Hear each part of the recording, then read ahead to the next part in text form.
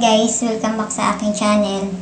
Ngayon, itetest natin itong dog dental sticks. Kung legit ba talaga na pangpalinis ng ngipin ng aso o pang trick lang talaga siya. Makikita natin reaksyon ng aso ko, gaano katagal niya nguyain at kung worth it pa talaga siya bilhin.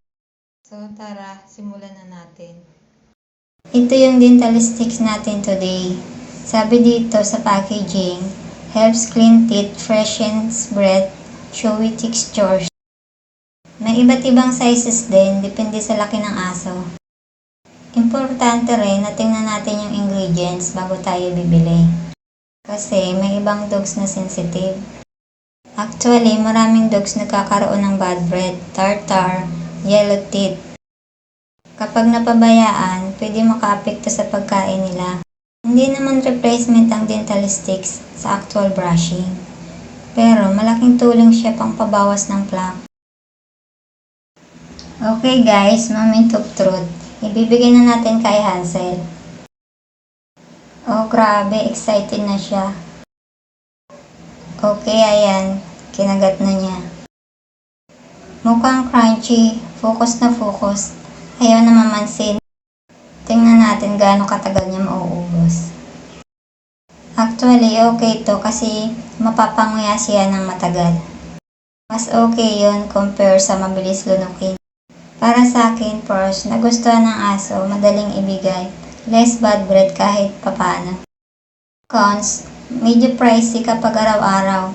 Hindi kapalit ng toothbrush. Kailangan tama size para safe.